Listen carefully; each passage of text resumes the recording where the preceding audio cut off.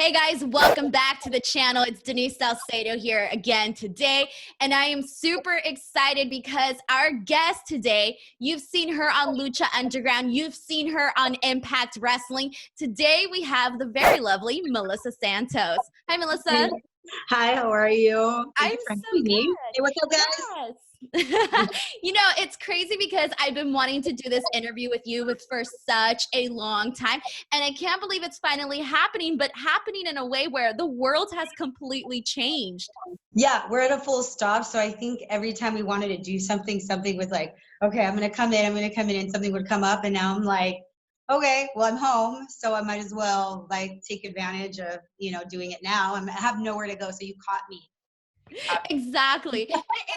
It's so interesting though. So how have you been spending this like time at home? How has it felt, especially considering that you and your family are very busy?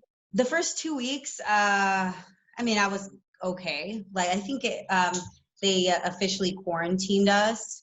I think like the 11th, right, of March. So I want Right. to say the first 2 weeks what was it, the 9th? It was the 11th when the NBA called off all Right, the games, right. and then I think LA the 15th. Yeah. Yeah, that's right. And that's when we were like, oh, this is serious. Like NBA is canceled like indefinitely or until further notice. We were like, wow. So yeah, I remember that. And I think that was like probably the first moment that I was like, wow, this is really getting serious. Because that's a big deal, right? So but yeah, I think the first 2 weeks it was kind of more like shock. I was relaxing a bit more. Not saying that I'm not relaxed. I'm almost too relaxed at this point, but it was almost, I don't want to say it was like a vacation, but I felt like, okay, let me just chill a little bit. I'm not going to overreact. This is going to go away quick. I'm always so optimistic. And it's still happening. So my optimism only got so far. I'm still, in a good place, like mentally. But I feel like the first couple of weeks I went from, okay, it's going to be fine. I'm just going to relax a little bit. We're going to get back to normal too. Oh man, and we've been doing this for a while. And I think I've hit, I've had certain days where it was kind of like, I just want to just be like in kind of like a slump. I've had slumps where I'm like, man, because it's more like I get cabin fever. So I get like kind of sad. I can't go anywhere. You want to go somewhere and you just can't. And I'm still a homebody. I'm very much a homebody. However, there are a couple places I like to go to. Of At least course. 3 places I enjoy going to, and I can't even do that now. So I think, the first 2 weeks, it was kind of, okay, just kind of trying to figure out what was going on. And then after that, it's been kind of up and down. Some days I'm awesome, and I'm like, because I have more to do too, because I'm working on projects that hopefully, when we get back to the real world, we can start. But and there are other days where, nothing is really happening, and I'm not used to that. Even on days when I didn't have like a full schedule, I was still out, I was still training, I was still, just hustling, and everything's shut down. So It's weird. yeah, it's really weird. But I'm still, I want to say 90% of the time I'm good.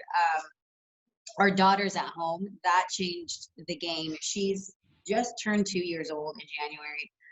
But we had her in daycare already. So it's like a daycare preschool. And she had her structure. We'd get up. She's at school at like 7:30. We're picking her up, 6 o'clock in the evening. And so she's there all day structured, and I'm able to work without a toddler having a meltdown. Now it's different. I'm trying to get things done. If Brian's doing rehabilitation for his biceps, so if he's doing rehab, which he is right now, and I have something to do, oh man, it's a juggling act. It's like I'm watching her right now as I'm doing this. You guys have to like balance it out. Like, Oh, hey, yeah. you had your time today. Now let me have my time today. Yes, it's absolutely, that's what it's like. It's like you trade off. So, okay, so what are you doing today? And we were used to doing that for the first like year and a half to 2 years of her life, where we're balancing these days to get our stuff done. But once I was like full force, because I hate to say, I never really stopped, but I still had to dial back because I was with her most of the time. So that was also, probably one of the reasons why it was even more difficult to go interview with you, because she wasn't fully in daycare. But when when she was in daycare, I was like so happy, and everything was just flowing differently. She was flowing differently, super structured. We have a really good kid. She's really good. She has toddler meltdowns, but overall she's like a really good kid, and she was even better while she was structured. Kids need that, and I feel like we do too. So Yeah. And it's only natural. Like, I feel like it's natural, the fact that some days we feel like perfectly fine. And then the next days it gets a little scary and you might feel a little down and it's new, not going out to your favorite 3 places or whatever they may be. It's just, it's scary to call it the new normal. I don't want to refer to it as the new normal. yeah, yeah. It's I hate crazy. saying that. It's almost like accepting, right? That this is what Yeah. it's like. I think it's temporary, normal, a temporary place. I hope so. I really hope so. And it's funny because I wanted to ask you, because given all of this, it's really affecting the wrestling world. And as somebody who's always out there doing shows, etc., is it weird just like not going out and having, like a bar wrestling show to do or something like It sucks. It really sucks. And uh, I really hope this doesn't last, much longer, because a lot of indie companies are going to suffer, and the indie scene is it's amazing. It's doing great. So many. I mean, if you're an if you're just a wrestler in general, there's almost always a show that you can be a part of, whether it's indie. I mean, just there's so much wrestling, and now, I mean, it's so quiet, and I feel like the people that don't have a contract with a company and they're not signed with a major company, they're suffering the most. And a lot of times it's our independent like wrestlers, right? And a lot of them choose to be independent for many reasons. I know, personal friends of mine that they've been wrestling for a long time, but they choose to be like per date because they don't want to be in a contract because they do so well in the indies. And that's scary to think that they're going to be suffering, because where are they going? Who are they? There's nobody's performing. And I think, and I don't know how the group show situation is right now, right? So I don't know how many people can congregate. I know in California they're structuring where they're going to start slowly allowing like 50 people supposedly, because California is doing really good. Like I'm so we stayed thankful. inside. Yeah, we stayed inside. Like, okay, guys, quarantine, and we quarantine. It's awesome. But New York wasn't as lucky, but we're also a commuters like state where people are in their cars all the time. It's not like we're in subways, and Right. we We're a don't, little bit more far apart. absolutely, we don't. It's not like in New York. Every time I go to New York and you're walking around Times Square, you're like bumping into people. And if you're slow, you're getting ran over by a person. Like, Yes, that's true. That's definitely true. And there's really no place here like that. Yeah, What like is it? I said, here there's no place that you really go that you're bumping. I mean, unless you're like, I don't know, at a sporting event or a concert, that's really not going to happen. Absolutely. So it is different, but I think we'll see. Hopefully slowly certain states are able to pass, like, loosen restrictions once, if everyone just kind of follows directions.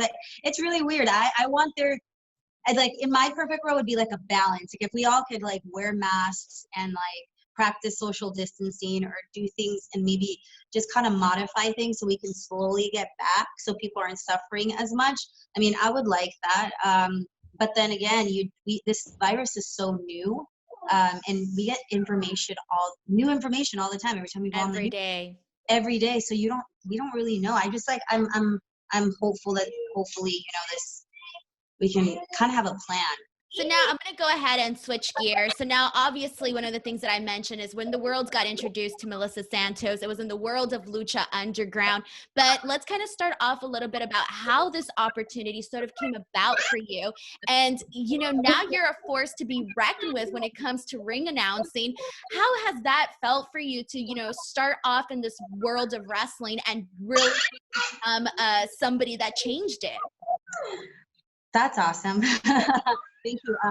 That's a heavy question. So I started wrestling, actually training as a wrestler with WOW, Women of Wrestling, before this last. So they had rebooted, I think, in 2000. won, and then came back in 2006 or 7, I can't remember. And that's when I had moved to LA. I used to work in finance, and I got laid off. I was managing some offices, and that's probably one of the best things that ever happened, because I don't think I was gonna ever Yes, quit I can't because, see like, you in the world of finance. yeah. This like I don't feel. Anytime I'd have clients, they were like, "What? You're my financial planner?" So yeah, that's who you were talking to over the phone. So that's what I used to do, and I made good money doing it. So it's really hard for me to decide that I was going to quit. But then I got laid off, and I got an agent, because I was always, loved acting, dancing, singing. I was always a performance kid. And it was something that I was always doing kind of part-time, but it was hard to balance it with like my real life. So once I got laid off, I'm like, okay, well, let me just take my savings account and get closer to, LA. I lived in Long Beach, but I wanted to live like in Studio City, closer to auditions and stuff. So I moved out there. Then one of my first auditions, because WOW casts actors, right? And Right. and stuff. So I got casted, and I went in, and then I, took a bump, and I think that's the only time I've ever said like, wow, that was cool, because it hurts. I don't even know what I was thinking, but I took a bump, and it was awesome. And then I continued wrestling, and I continued training, and we had a couple of shows, and then they folded for a while, and then, they're doing their thing now, but that's what opened the doors to the wrestling world for me. So I started learning more, and, I just grew up watching WWE with my brothers, and that's it. Like I didn't know more than that. I was always like involuntarily put into the wrestling matches and given gimmick names. And I grew up with 3 brothers, so I mean that's the only wrestling I knew. And I always thought, well, you always get, oh, it's fake. It shouldn't hurt that much. Okay, You're like, yeah, try taking a bump yourself. Reality check, y'all. Yes. So, yeah, it was a reality check, and it was one of the coolest things I probably ever did, and because I continued doing it, and then continued working, kind of just studying wrestling, and then I got a phone call again from my agent that it was a new show, looking for a ring announcer, but they wanted her to also be able to take like bumps and speak Spanish. And so I'm like, okay, well, I'll go in there. And I thought it was, you remember that show Lucha Libre USA? It was on USA Network. I thought that's what it was, because they had a working title name. So it wasn't called Lucha Underground, at least not to the people auditioning. We didn't know what it was called. Right. And so I went in there, I auditioned, and had no idea what I was doing. I had done hosting jobs before, like I follow a teleprompter. I was like trained in that, but this was And it's so different. I 100% probably sucked, but I was like, I don't even remember. I don't even want to see the audition. I could contact the casting director and see if he has it somewhere on tape, but I'm sure it sucked. Didn't know what I was doing. And I remember, I had to ring announce Johnny Mundo. They already knew that was going to be his name. And so his gimmick last name. And so I remember announcing Johnny Mundo. And that was my audition. And they made me do it in Spanish. And then they made me come back 2 more times. I was like, why are you coming? Okay. So the first time, and then I got a call back, and then I went back 2 days later, and then auditioned again. And I think it was Tony that was there, or Eric, I'm not sure, but was it Tony? It was one of them. I don't remember, because I came back so many times. And then the third time, I know that Chris DeJoseph was there, Tony was there, and Eric was there. And so I was like, okay, well, then I turned and I looked at them, and they interviewed me about just wrestling and just talked to me. So that interview, it was more of an interview than our audition. And then I asked them, like, so you guys this is real life. I can't even believe I said that. I was like, I fucked up. Why did I ask them that? I'm like, so you guys have me coming back here. This is the 3rd time. You guys must really like me. So what is it going to take for me to get hired? Because I don't think that takes courage to ask that. What was I thinking? I don't know why that came out of my mouth. I get in trouble with my mouth sometimes, but that worked, I guess. And I'm like, because what do you guys need in order for me to get hired? Because I don't think there's going to be anyone better for the job. So but I think that showed that you had something more. You weren't just going to be this basic girl coming in, I want to be famous, let me ring announce for you. But no, it showed that you were passionate about it. I liked wrestling. I fell in love with it and I wanted to do more of it. And I didn't feel like this was, when they continued talking to me the second interview about what the project was going to be about, because they didn't want to let out too much information. It's like, oh, this is special. This is different. And it was. I wish it was still, right. alive, but it was very different. And that I was very thankful for. So I'm very thankful for WOW and David McLean for giving me a chance. And, Leilani Tai, who was my trainer. I'm so thankful for her taking my hair down and whipping me into a bump. And yeah, man, it was Selena Majors. Thank you for throwing me out of the ring a million times. One time I got caught. It was great, having bruises everywhere. I'm thankful for all of that because it allowed me to transition into what I'm doing now. And I still wrestled a little bit, and then I did some in Lucha. It was so cool. So I'm thankful for all that. Everything leads you to something. So now, you're talking about your story. And so I'm going to share with you a really quick story about the impact that you've had on ring announcers. And the reason I say that was because my first time auditioning for a ring announcing job, the first thing that I was told was go and watch Melissa Santos, go and learn and see what Melissa Santos does. And I remember sitting down and going through I think I was watching your reels and I was like, okay, I got to see what Melissa Santos does. But that's the thing though, that you did such a good job that people were trying to find somebody to, emulate that. Yeah, that's really cool. That's you see, then those are things that, I've never expected was ever going to be a thing. And I'm thankful, that people are inspired by that and will continue like yourself, continue ring announcing and doing what makes you, happy. And if I can be an influence for that, for a little piece. I'm not going to take credit for your success. No, hey, I studied you, and I'm sure lots of people are too. Yeah, I think that's fantastic. So that's awesome. Yeah. So, what advice did you get when you went into the wrestling world? And, obviously it was still fairly new. You hadn't been a ring announcer before. What advice did you get? A lot of advice from, at first, met too many people, too many cooks in the kitchen. Everyone just hey, do this, do that.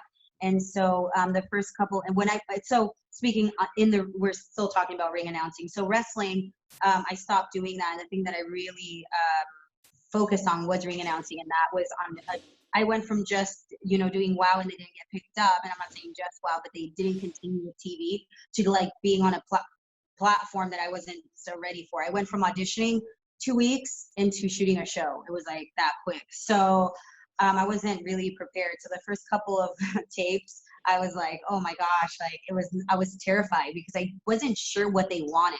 And I don't think they knew what they wanted either. So I was getting advice from too many people.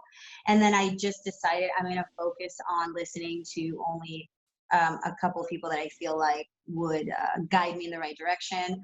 One of those people were Stryker, and Stryker has a great presence. He's great when he ring announces. He's just great at everything. Right. Just everything. He speaks so eloquently. His diction is perfect. Those things that I felt were going to be really important, in his presence. So I really, talked to him a lot. If I had to watch people, I was watching Lillian. I was watching Finkel. These are people that I felt had and are, he just passed away. So I feel I had a little bit of everything. I love Bruce Buffer.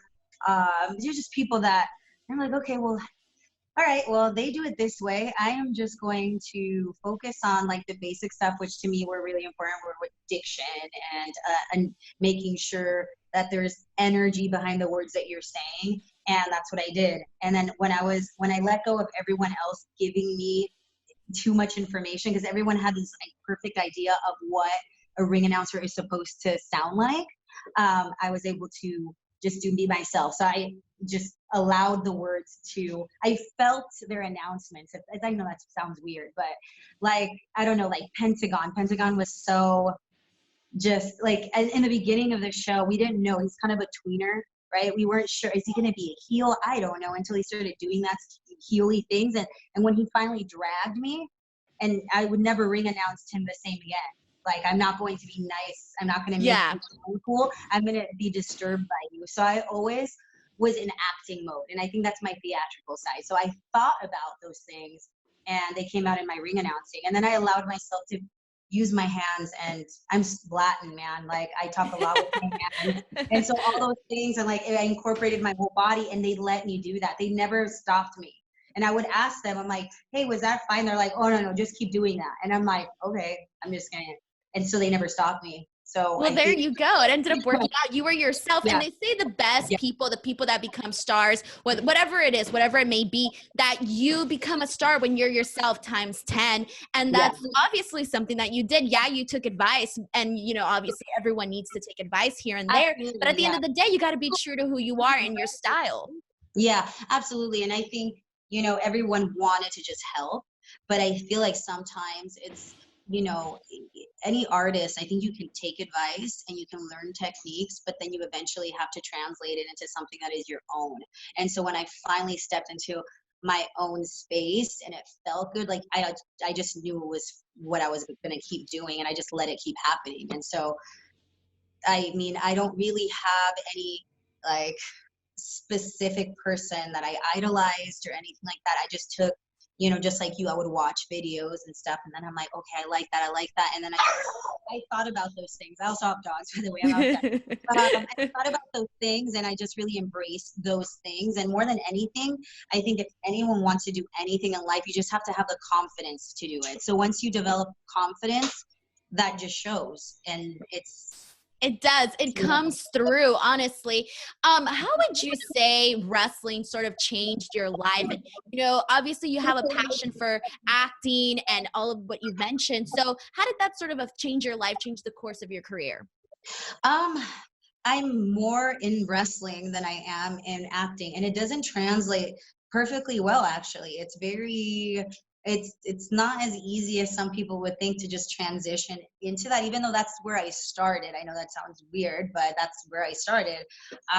But the one thing that I can say is that my performance training, my acting training, singing and dancing and all that stuff really helped me be confident and understand that, like, part of wrestling is that theatrical aspect, and I embraced that side. I really love the theatrics of wrestling.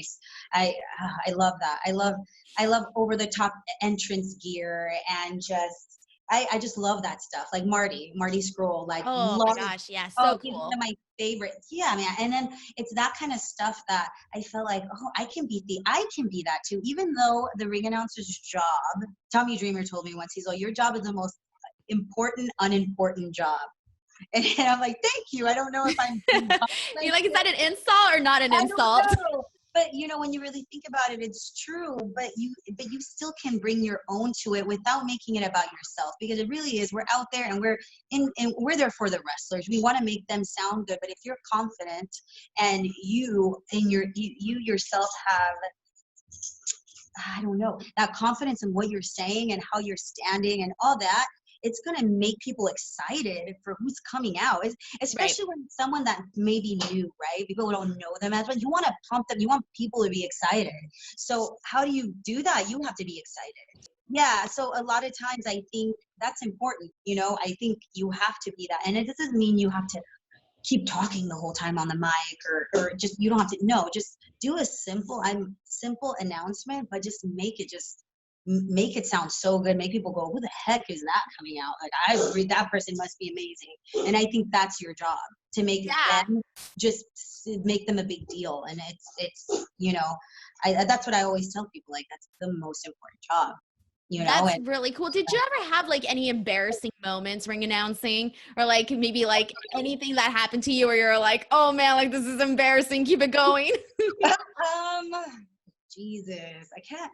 Okay, well, I mean, with at Lucha Underground, you memorize your announcement, so you can't have anything in your hand. And sometimes you're having like a long day. You're shooting like 5 episodes, and it's a lot.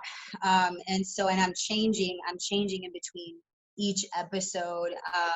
So never did I have a wardrobe malfunction, thank God, because a lot of times I was getting dressed and someone's dressing me. Like, that's how quick I had to go dress, and then wardrobe, and I'm standing there. So thank God it was never anything like that. But just forgetting like what the hell I was doing while there's a studio audience, camera, The camera's red, and they're like, okay, and action, go. And I'm like, You're like, what fuck. am I supposed to be saying? Like, go, like, go. I'll announce someone that is not really coming out, and then someone else came down, and I'm like, shit, that's fucking episode 3. Shit. Like, that's where you're at, you know, like Right. mentally you're numb. But it didn't happen too often. I don't have like embarrassing. I do have, I think I almost died. Okay. So Wait, what? What? I was like, that's crazy. That's not even embarrassing. That's just crazy. So that's why I'm like trying to think. It wasn't embarrassing. I've never had embarrassing. Yeah. The audiences are always the best. Like, people just treat me. They were so nice. I've never had mean. Roderick Strong threw a microphone in my mouth once at PWG. Like, Was that the time you almost died? He hit my fucking tooth. No. But okay, so let's go to the die thing. So I was in Pakistan doing a tour. There's a French promotion that put on a show for a week in Pakistan. I was out there with Johnny too, Laquasto, and it was great. It's fun, beautiful country. But they were super extra when it came to fireworks, and I don't think they knew. Not I think I know they didn't know what they were doing. So they started. I don't know who I announced. I think it was. It doesn't matter. So check this out. So I do my announcement. Fireworks start flying in the air. I had no idea they even had fireworks until that moment. It was our first show. And one of the fireworks that they threw, and this is like legit fireworks, like 4th of July, somehow gets caught in some netting that was like a low-hanging net. I don't know what that was doing there. And the firework came flying back down, landed right next to me. Like, and I didn't know. Yeah, I was like, wait, what's that? And boom, it fucking falls right next to me. I'm like, did it touch you at all? Like your skin or anything? Nothing. Dude, oh, thank God. If I was just like maybe a step to my left, I would have gotten burned and pretty bad. And I was covered, right? So in Pakistan, you have to, did I have headdress? No, you don't need to have headdress, but your shoulders can't be showing. You cannot be showing anything as a woman. And so you adhere to that. And so you want to respect the country also. Right. So I wear covered. Actually, you feel weird if you don't do it because nobody else is doing it. So you're right. like, oh, I got to do it. So I was covered up. So I was thinking, man, if I lit on fire, I was really going to catch on fire because I had full clothes on. You didn't even know if your clothes was flammable or not. Yeah, like you don't think about that. And I was wearing like I was wearing like a Pakistani kind of outfit on top. And so it was pretty scary. And I turned to Laquasto and he was like, fuck, like that's what came out of his mouth. And I'm like, bro, like, I think I almost died. People are freaking out and they're pulling me to the side and then they're cleaning it up and it burned a hole in the mat. I was like, what is happening? That is so scary. Like almost, and especially having that happen in a country that isn't even your home. That could be. Where am I going to go? The hospital? I don't even know where I would even think I need. I'm sure they have one, but you know, we're talking about a country that is, it's impoverished too. So I don't even know where. And we were in the middle of a town, somewhere in the middle of nowhere. Oh yeah, a lot of my thoughts. Oh, and also, and Carlito can tell you that apparently, so some of the fireworks fell in the locker room, which was basically a tent, and it burnt a hole through the tent and fell to where the wrestlers were at too. And it was on fire.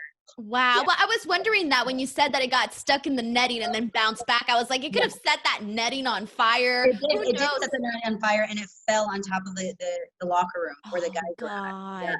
Yeah. God. Okay. Well, I hope now they don't do any more fireworks in that building. I'm like, you guys are not doing fireworks on it. We did 3 shows. I'm like, please no more fireworks because you guys are not going to have like commentators or ring announcers because we're out there when the fireworks hit first before the wrestlers even come out. You know that.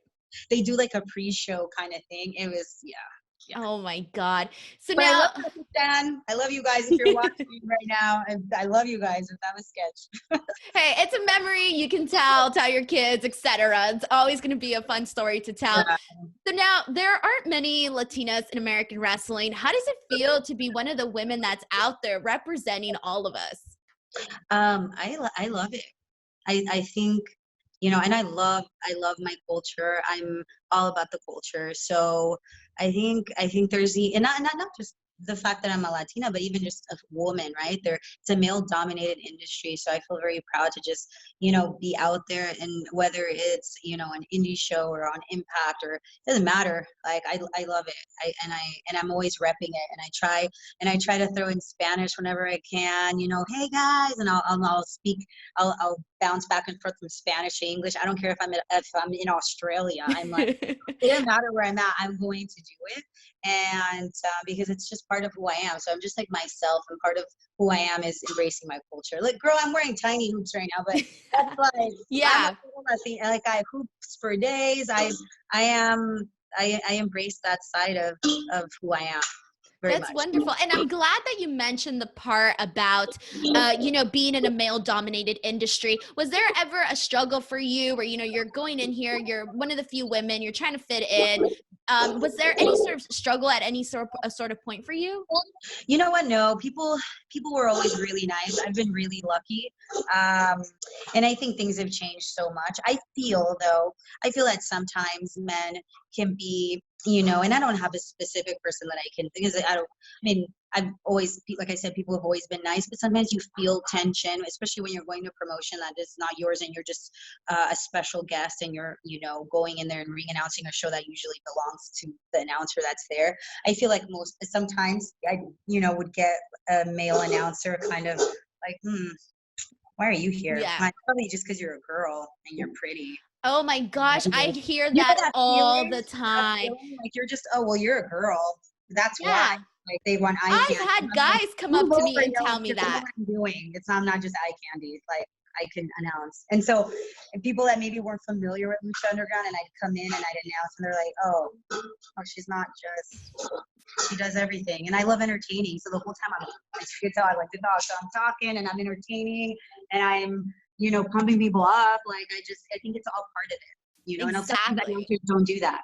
You're like, the men can't have all the jobs, okay? And I'm just not a pretty face out here. No, they have like 90% of the jobs, Yes. So the fact that we can be out there and, representing not only Latin culture, but just women culture, man, like just out there doing stuff that a normal woman wouldn't be doing every single day. And just like the normal woman in general, like when I talk to people that are in the wrestling industry, they're like, you're in wrestling? Oh my gosh, like, that's crazy. Especially women. Aren't you scared? I'm like, no. And I think we need women to be doing these things because it shows that we can do everything. And I know people know that, but I feel like people forget. And we need to have a constant flow of females and minorities doing cool shit. So. Exactly. So now, earlier you mentioned that, you still have some projects that you're working on. Obviously right now things are on hold, but what are some of the projects that you have coming out, or maybe that you're working on, or can't wait to get back to working on? I know. I'm still auditioning, but there aren't any auditions because nobody is starting new projects. And I think the film industry is going to suffer for a while because they have to push out, like, there's no theaters open. It sucks, right? So projects are being pushed aside. In fact, I was about to shoot something the week of when we got quarantined. So that's pushed back. So those projects are still waiting. And so I'm excited to be doing those projects. I have 2 movies that I was going to be shooting. So I was excited. I actually got Brian on one of the movies, so that's super neat. Oh, that's really cool. Yeah. So he plays like this fighter, really scary, like boss kind of type. End of the movie, got to beat that guy, kind of. Yeah. He's scary. Yeah. Super like skinhead, crazy white guy, kind of scary. So with tattoos and stuff. So I'm excited for us to do that project. So there's that project. Like I said, I keep auditioning. And I'm working on my brand too. So I love fitness. And I think that's something that I'm like, I gotta do. I always get people like, hey, when are you gonna do this? Why don't you do this? And I'm like, okay, I want to, I have to. I'm just never able to because I'm always traveling. So, and I'm a mom, so that's a lot of work. So, but now I have the ability to do that because I'm at home. And so it's nice. I'm like creating a fitness line basically. Oh my and so God, right now, that's really cool. Like, what does it entail? We're gonna do leggings. We're gonna start with a lot of fashion line. That is so stuff. awesome. Yeah. So these leggings, we're going to do a lot of male merchandise for men who work out and want to lift and stuff. And so I'm working on this logo that's been my biggest struggle because I want it to be I don't want it to be too girly, right? So I want it to be kind of gender neutral. So Right. logo wise, but yeah, so we've been back and forth with that, but I think we have it figured out, and just what it is that we're going to basically sell. And so I've been working on my brand and just pushing that stuff. So it hasn't been horrible. And we're lucky that we're still signed to companies too. So we're basically still working. So we're blessed, this is why I feel in my in our personal everyday life, we slowed down, and yeah, we took a hit, but I feel this is a good time to create. I think as artists, many artists have lived Renaissance type periods, and I feel like this is one of those times where they get to be creative. And I feel like a lot of times the most beautiful art, the most beautiful projects, whatever it is that you do, come from a time that you had to kind of sit still, and maybe you come from a place of pain sometimes. I'm not saying we're all suffering, but there is suffrage, and I think beautiful things can come from that if we kind of reroute how we're dealing with a situation. Right, exactly. Like rewire our thoughts. Yeah, rewire ourselves, is find some beauty in what it is that we're going through right now. So in this time of standstill, I've been just trying to I'm more creative. It's nuts.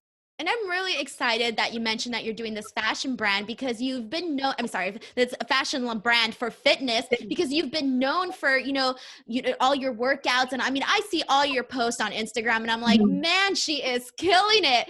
And so with that, like I want to talk about the fact that you, I know in your bio, you said that you're doing a future Dr. Santos with a kinesiology major. Can you tell us about that?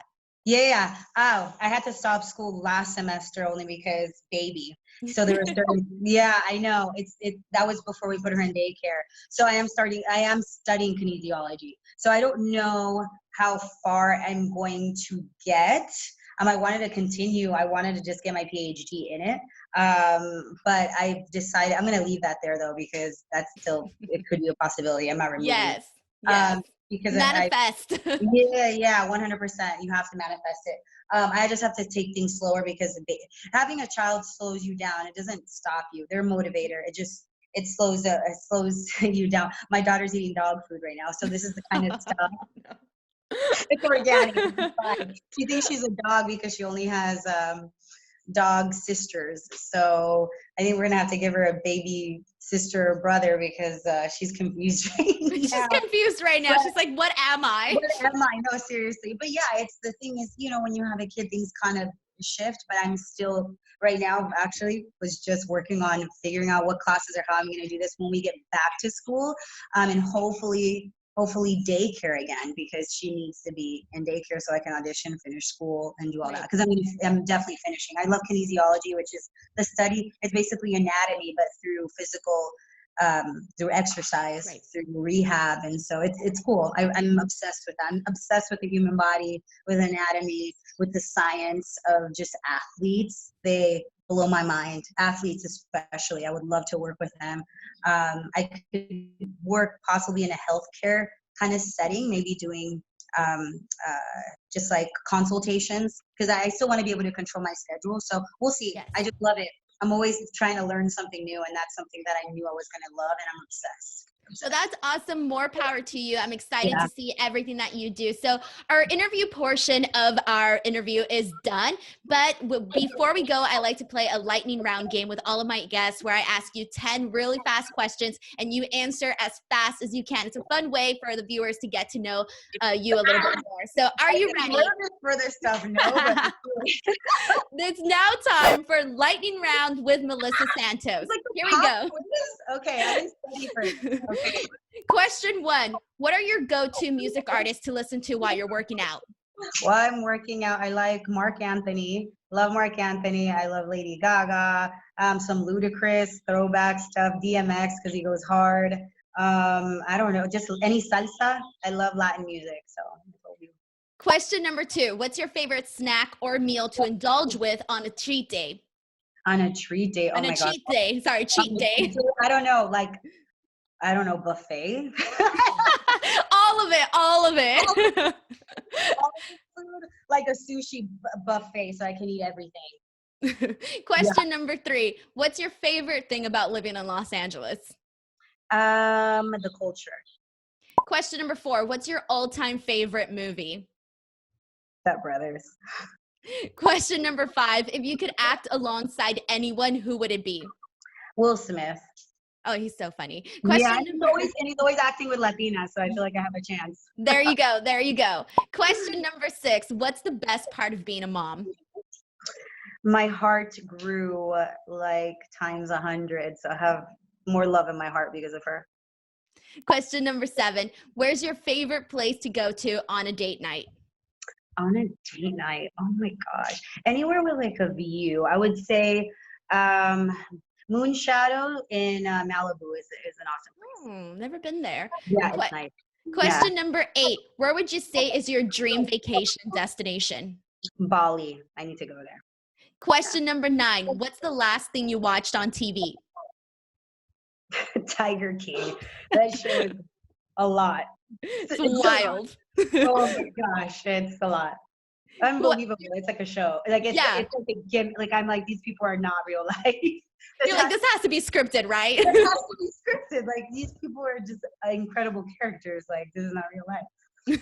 And last question, question number 10. If you could pick one word to describe yourself, what would that word be? Oh man, I don't know. This one's hard. I have a lot of words. You can do a lot of words. You don't have to pick one. I don't know, one word to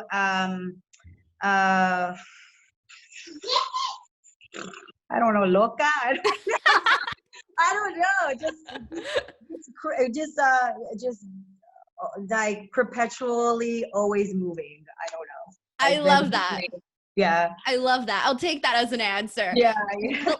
Melissa, thank you so much for taking time out of your day to do this interview with me. It was really fun to get your insight on everything. Before we go, where can people find you on social media? Twitter, it's Mel Santos, and I could be wrong because I switched my Twitter handle, but you can also Google my name and a lot of my stuff just comes up. But Melissa Santos Official for IG. Hi, Mama.